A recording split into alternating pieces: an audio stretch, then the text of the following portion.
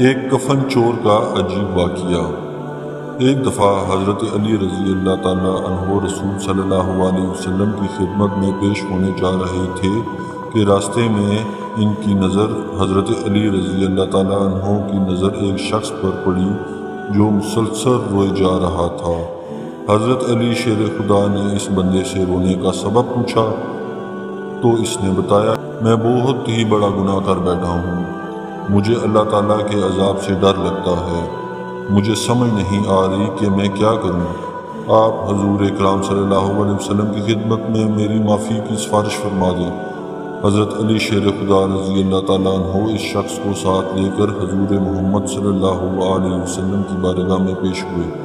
جب حضرت علی رضی اللہ تعالیٰ عنہ حضور کی اقدس صلی اللہ علیہ وسلم کے سامنے آ گئے تو حضرت علی زاروں کے تار رو رہے تھے۔ حضور اکرام صلی اللہ علیہ وسلم نے دریافت فرمایا، اے علی آپ کیوں رو رہے ہو؟ حضرت علی شیر خدا رضی اللہ تعالیٰ عنہ نے فرمایا، اے اللہ کے نبی صلی اللہ علیہ وسلم، آپ کے پاس آ ہی رہا تھا، راستے میں ایک شخص کو بہت ہی زیادہ روتے ہوئے دیکھا تو اس کی حالت دیکھ کر مجھے بھی رونا آ گیا۔ حضرت محمد صلی اللہ علیہ وسلم نے پوچھا، وہ شخص کہاں ہے؟ آپ رضی اللہ تعالیٰ عنہ نے عرض کیا، یا رسول اللہ صلی اللہ علیہ وسلم، وہ شخص باہر کھڑا ہے۔ حضور اکرام صلی اللہ علیہ وسلم نے اس شخص کو اندر آنے کی اجازت دی تو وہ بندہ آپ صلی اللہ علیہ وسلم کے سامنے پیش ہو کر اتنا رویا کہ رسول صلی اللہ علیہ وسلم نے اس بندے سے پوچھا، اے نوجوان کیا ہوا ہے، تم اتنا کیوں رو رہے ہو؟ اس نے جواب دیا، یا رسول اللہ مجھ سے بہت ہی بڑا گناہ ہو گیا ہے۔ حضرت محمد صلی اللہ علیہ وسلم نے فرمایا، مجھے یہ بتاؤ کہ تیرا گناہ بڑا ہے کہ اللہ تعالیٰ کی رحمت بڑی ہے؟ اس بندے نے عرض کیا، رسول صلی اللہ علیہ وسلم میرا گناہ بڑا ہے۔ پھر آپ صلی اللہ علیہ وسلم نے فرمایا کہ تیرا گناہ بڑا ہے کہ خدا کی قدرت بڑی؟ اس نے عرض کیا، یا رسول اللہ صلی اللہ علیہ وسلم میرا گناہ بڑا ہے۔ حضرت محمد صلی اللہ علیہ وسلم نے فرمایا، کیا تم نے شرک کا ارتکاب کیا ہے؟ بندے نے عرض کیا، یا رسول اللہ صلی اللہ علیہ وسلم میں نے شرک کا ارتکاب نہیں کیا۔ حضور اکرام صلی اللہ علیہ وسلم نے فرمایا، کیا تو نے کسی بندے کو قتل کیا ہے؟ اس نے کہا کہ اے اللہ کے نبی میں نے کسی کو بھی قتل نہیں کیا۔ حضور اکرام صلی اللہ علیہ وسلم نے فرمایا کہ پھر تم نے کون سا ایسا گناہ کیا ہے جس کی وجہ سے تم اتنا زیادہ رو رہے ہو؟ پھر اس شخص نے اپنا سارا قصہ سنایا۔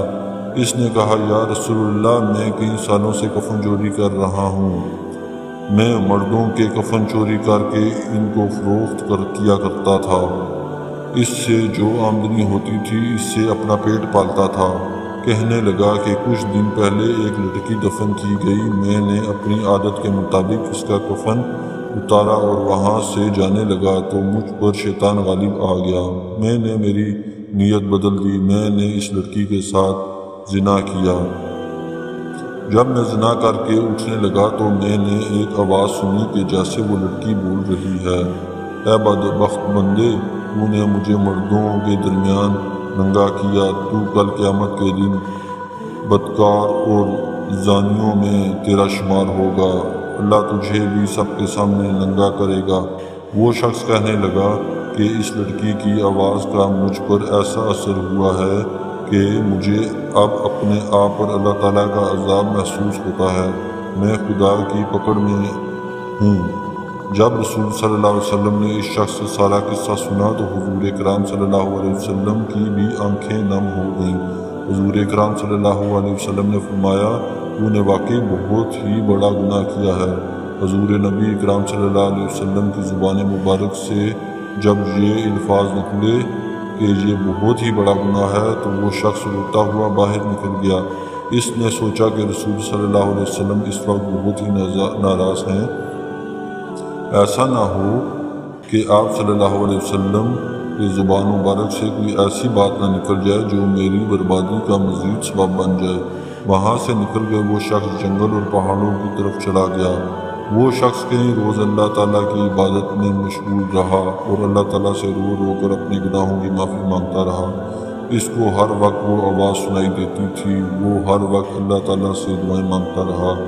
جب وہ شخص کئی روز معافی مانگتا رہا تو خدا نے اس بندے کی توبہ قبول فرمائی۔